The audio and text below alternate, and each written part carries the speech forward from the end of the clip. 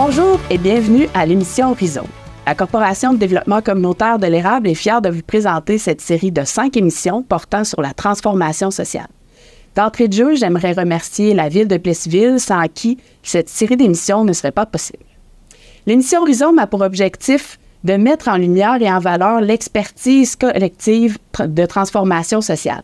Donc, un processus de changement systémique intentionnel qui traite les symptômes, mais aussi les causes profondes des inégalités. Tout ça dans un but, entre autres, d'améliorer les conditions de vie des gens dans une perspective de justice sociale et d'inclusion. Aujourd'hui, à l'émission sur la transformation sociale à travers les arts et la culture, parce que l'art a une puissante force de transformation sociale, nous recevons 2 invités. Il me fait plaisir de vous présenter Mme Isabelle Deblois, artiste en art visuel qui exerce son métier principalement par la photographie, mais qui explore certainement autre chose, et Mme Carole Grondin, artiste en art visuel qui exerce aussi son métier par la peinture abstraite, par la photographie, par autre chose, parce que souvent les artistes explorent le médium qui va permettre de mieux transporter le message. Bienvenue, mesdames. Merci de participer à cette émission. Tout d'abord, on va regarder un peu qu'est-ce que vous faites comme travail. Donc, pouvez-vous me présenter un peu votre vision ou votre démarche qui est en lien aussi avec la transformation sociale, mais votre démarche artistique, comment vous abordez votre création? Je vais commencer, mais je vais peut-être parler plus des choses récentes. Dans le fond, moi, ce qui me branche énormément, c'est plus, depuis quelque temps, la force et la résilience. J'ai d'ailleurs fait une exposition par rapport à ça. Mais c'est ça, c'est comme d'aller chercher les forces et dans mon environnement, des forces cachées, des choses qu'on ne voit pas habituellement. Alors, de ces temps-ci, là, c'est vraiment un travail là-dessus. Puis, au niveau de la résilience de ces choses-là, ça fait que c'est un peu ça, là, de manière très succincte, là, sur laquelle là, je peux travailler là, dernièrement. Là. Merci. Isabelle? Mais moi, je dirais que la photographie, c'est un médium qui nous permet d'aller à la rencontre des gens. Moi, j'aime beaucoup témoigner de mon environnement et de mon temps. Je suis passée par le cinéma documentaire pendant 30 quelques années.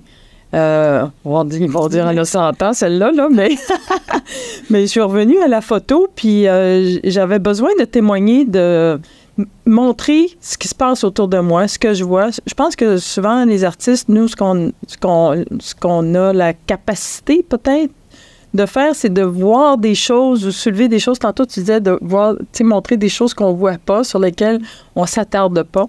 Et moi, je trouve qu'on a un peu ce rôle-là de soulever, ouvrir le rideau pour créer des ponts entre les gens.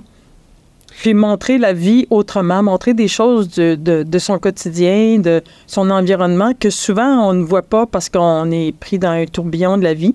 Mais de faire des photos, ça oblige à s'arrêter un temps, à regarder, à observer, puis souvent ça permet de soulever des questions ou en tout cas de prendre conscience de certaines choses.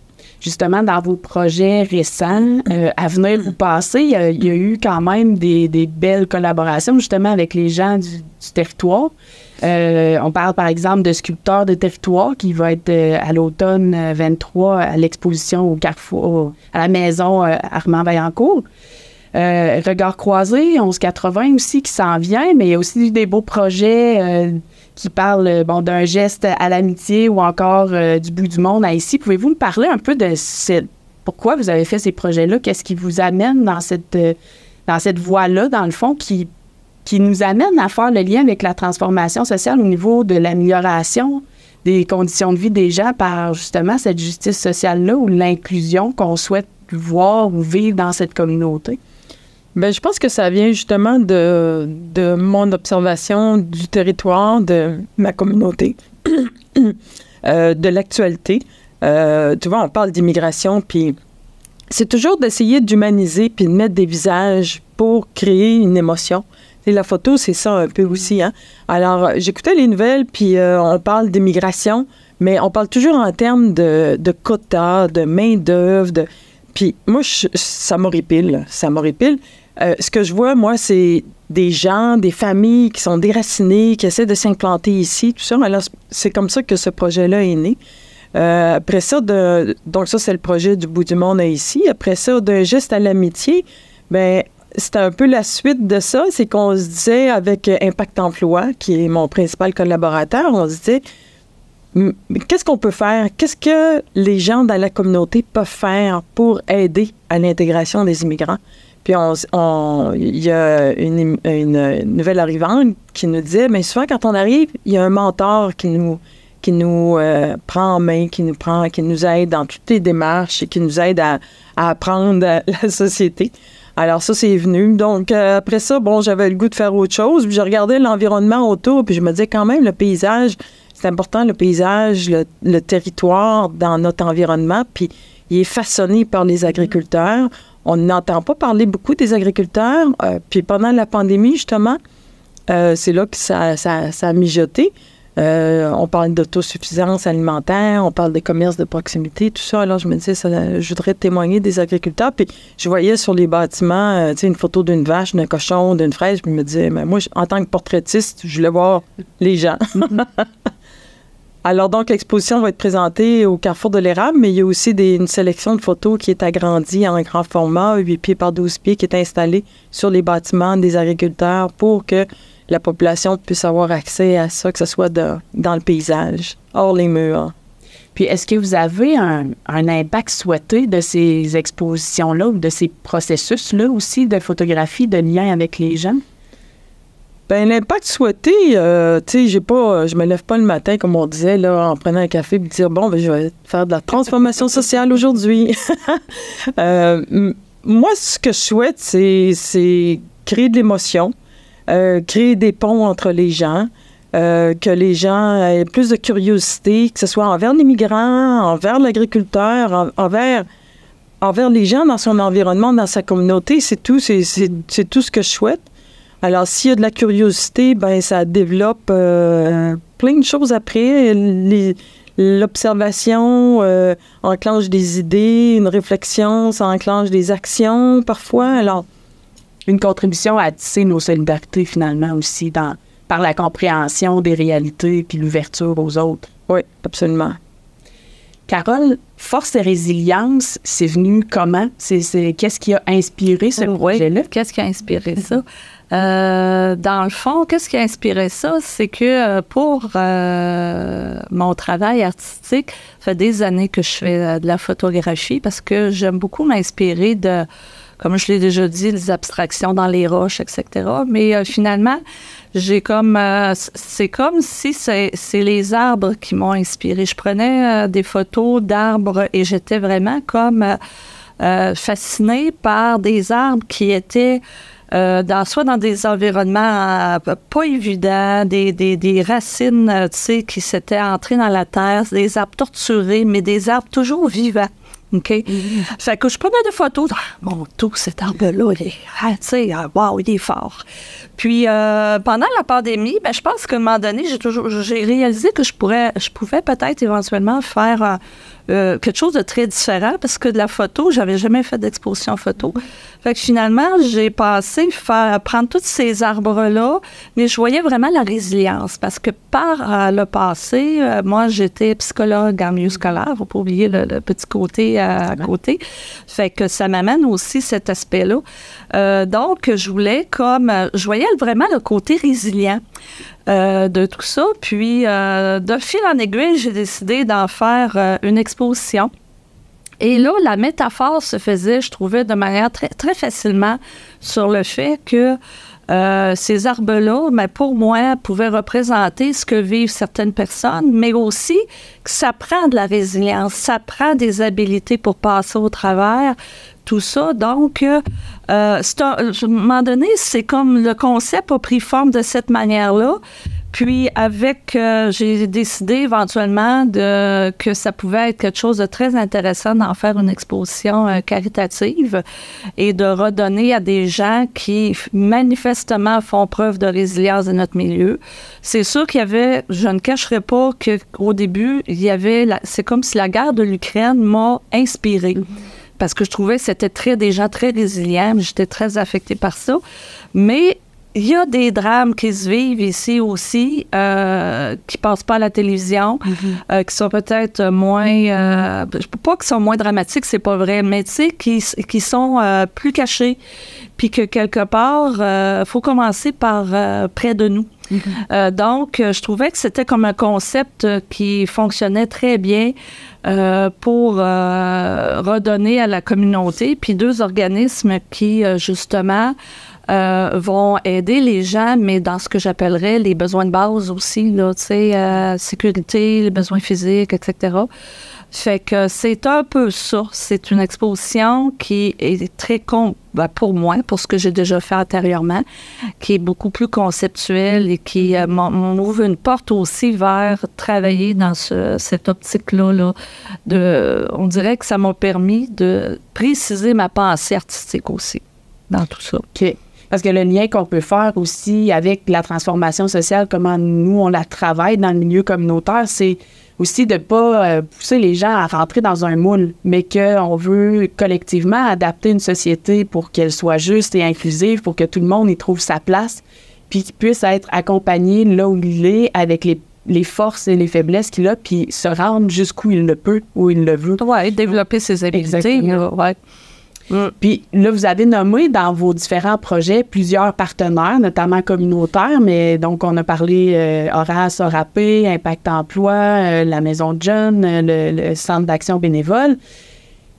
Comment, tu sais, on change pas le monde le matin en se disant « je vais faire ça aujourd'hui », ça fait une charge pas mal lourde, mais on le fait en collectif. Mais comment vous est venu le réflexe ou l'idée de justement aller vers ces réseaux-là? Comment vous avez procédé pour aborder? Est-ce qu'il y a eu ouverture? Est-ce que ça a été un long processus? Est-ce que c'était facile de convaincre les gens d'embarquer dans un processus transformationnel avec l'art, même si c'est pas comme ça qu'on le nomme au départ? Ben moi, je trouve que les gens ont une soif de... T'arrives avec un sang nouveau un peu parce que tu déstabilises les gens. Hein? Quand tu es habitué de faire un travail X, puis il y a quelqu'un qui arrive de l'extérieur et dit, tu sais, on va faire des photos, on va brasser ça, on fait des ateliers, on fait... les gens sont avides de nouveautés, de sang neuf, puis ça les fait voir, même eux, ça les fait voir leurs actions, leur rôle d'une façon différente aussi. Puis on n'arrive pas pour faire leur travail, ou on arrive pour proposer autre chose, proposer de faire des choses autrement. Alors, moi, ça a très bien été avec tous les organismes. Puis souvent, ça va bien au-delà de ce que j'aurais pu imaginer au départ parce que c'est ça, tout le monde embarque dans le train à un moment donné. Puis là où je trouve que c'est magnifique, c'est quand j'arrive avec un projet, puis j'en parle avec les gens, puis à un moment donné, les gens disent « notre projet ». Quand ça devient leur projet, puis c'est l'approprient. Mais ça, c'est, tu sais, il y a beaucoup d'échanges, il y a beaucoup d'écoute, de discussion, de partage. Puis moi, j'arrive pas dans un milieu en disant, voici, moi, je veux faire ça. Tu sais, il faut que je sois à l'écoute des gens aussi, voir quels sont leurs besoins. J'arrive pour faire un projet avec leur clientèle ou les usagers de leur organisme. Faut que je les écoute pour voir quels sont leurs besoins, leurs aspirations, leurs désirs, leurs capacités, leurs volontés. Alors, c'est un travail qui se fait en collaboration, puis je pense que ça ne pourrait pas se faire sans ça. Moi, les projets, je ne pourrais pas les faire, ces projets-là, je ne pourrais pas les faire si je n'avais pas la complicité, puis... Tu sais, quand je cherchais des immigrants, là, je peux pas, moi, des fois, je m'en vais dans la rue, puis j'arrête des immigrants ou des nouveaux arrivants, puis je leur demande de faire des photos d'eux. Ça marche pas toujours. Mais tu sais, quand on peut fonctionner avec des organismes qui nous aident à en trouver, bien, c'est bien plus... Oui, qui ont déjà le lien, qui ont créé le lien significatif aussi avec les personnes qu'on tente de rejoindre. Oui. Ça passe souvent par là. On parle de rhizome, racine, mais c'est de créer des liens aussi entre nous, ces réseaudages-là qui nous permettent d'aller plus loin. Oui. Je dirais qu'avec le temps aussi, c'est peut-être l'avantage de vieillir, c'est que tu as des projets que tu as livrés. Alors, les gens peuvent se baser sur ça, tu sais, voir un peu ce que tu as fait avant, précédemment, puis parce qu'il faut qu'il y ait de la confiance.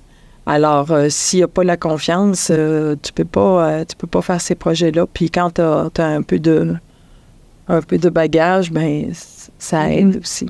Oui, miser sur la confiance plus que la méfiance, ça permet d'ouvrir des portes puis de justement transformer les choses collectivement aussi. Ah.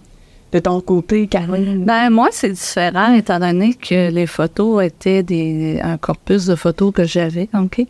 Dans le fond, le lien, mon processus a été de me questionner à savoir quel organisme pouvait aider le plus les gens. Parce que dans le fond, moi, ce que je voulais, c'était carrément que le produit 100% des ventes, OK? Et 100% du cachet d'artistes que j'ai eu, OK? De la bibliothèque.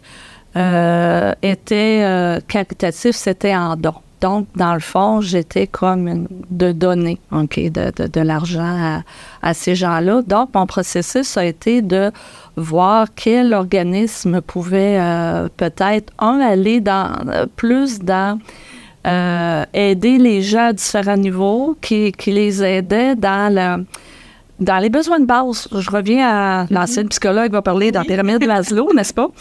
Fait que dans les besoins de sécurité, manger, nourrir, besoins de base à ce niveau-là physiologique, puis des besoins aussi au niveau de sécurité. Fait que je trouvais que ces deux organismes-là me parlaient. Puis aussi, c'est sûr que quand je les ai abordés, mais là, moi, c'est pas un travail comme toi. Tu sais, toi, il y a vraiment tout l'échange humain. Oui, il y a eu un échange humain, mais avec les personnes à la tête de ces organismes-là. Donc, je me suis présentée avec ce projet-là en montrant un exemple de photo, en expliquant la métaphore, en expliquant pourquoi je trouvais que leur organisme, tu sais, s'insérait bien et que je leur proposais, dans le fond, d'être bénéficiaires des ventes de tout ça, tu sais, puis du cachet d'artiste. Fait que ça a été très bien accueilli de part et d'autre, là, naturellement. Mais ce que je trouvais aussi, c'est que sur place, quand on a fait le vernissage, ça allait un petit peu au-delà de ça parce que, étant donné que c'était dit que toutes les ventes étaient pour ces deux organismes-là, les gens ont participé beaucoup, les gens ont acheté des œuvres, les gens puis dans le fond, c'est pour redonner. Et les gens aussi, ça l'a amené un regard sur, des fois, leur propre résilience à eux. Hein? Ça fait que, tu sais, il y avait comme aussi quelque chose autant de personnel à chaque personne. Puis en même temps, ben, tu sais, on donne à la collectivité, mais il y a des gens qui ont acheté des œuvres et disaient, je me reconnais tellement dans cette œuvre-là, ça me fait du bien de la regarder. Ça me fait du bien de l'acheter. Puis en même temps, ben, tu sais, je sais que ça va aller vers des bonnes causes. Fait que moi, ça a été plus dans ce sens-là. C'est sûr que quand j'ai monté le corpus de photos, là, j'étais pas dans un travail, c'est plus après, OK, qu'est arrivé le travail relationnel très différent de toi. Mais toi, je trouve ça super, hein, génial, là, vraiment, là, aller là, à la rencontre des gens, tout ça. Moi, la rencontre des gens, c'est fait plus là, d'une manière différente. Mais j'ai trouvé très enrichissant. Pour moi, je n'aurais pas été capable de faire cette exposition-là avec ce thème-là et de ne pas redonner, de par le fait que, bon, j'étais psychologue avant, etc. Fait que, tu sais, comme j'ai dit à des gens, il n'y en aura peut-être pas 50 comme ça, des expositions caritatives, mais celle-là, je la sentais comme ça. Fait que, voilà. Puis est-ce que dans ces projets-là, vous êtes transformé vous-même à côtoyer des personnes ou dans ces échanges-là que vous avez eus avec les gens? Est-ce que ça a apporté quelque chose, transformé un peu votre propre démarche ou amené un plus ou vous amener à aller plus loin? Est-ce qu'il y a eu ce genre de réflexion-là de votre côté qui peut peut-être déboucher sur d'autres projets à venir aussi? Bien, les projets engendrent toujours un nouveau projet qui est dans la continuité. Il y a en tout cas, moi, dans mon cas, il n'y a jamais de rupture. Là. Ça coule naturellement. Mais moi, je trouve ça tellement enrichissant. J'en fais, moi aussi, de la photo comme toi, un peu là, dans la nature, tout ça. Mais ça doit être peut-être mon background de documentariste avant. J'ai besoin d'aller voir les gens.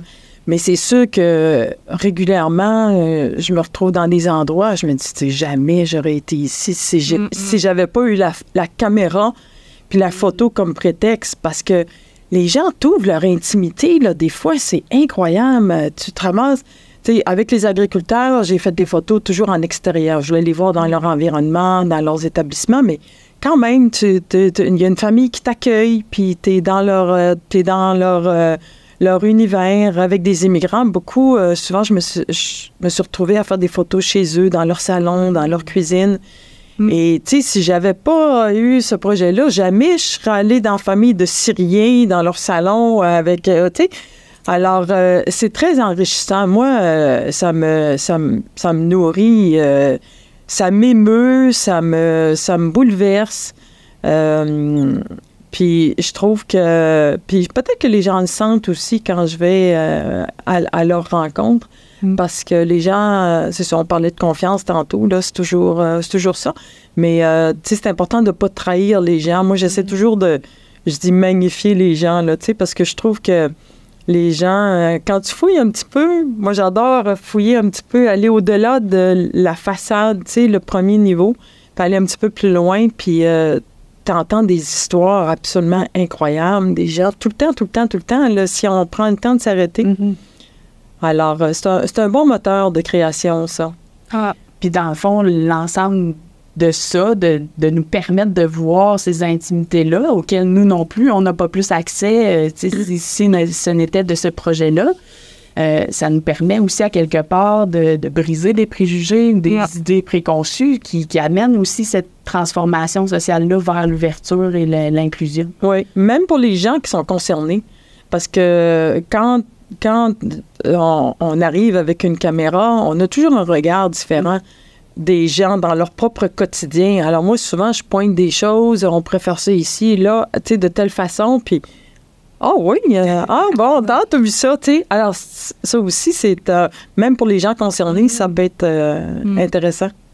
C'est une expérience pour eux aussi. Oui. Puis les gens regardent des photos et sont tellement fiers. Pour moi, c'est très important que les gens soient heureux de leur image parce que, tu sais, le droit à l'image, on en parle, hein.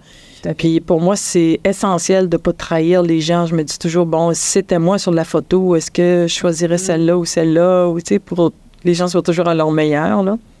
Et puis, de votre côté, Carole, les projets à venir, est-ce qu'ils ont justement un lien, une ouverture? Oui, c'est ça. Comment ça m'a changé un petit peu, là.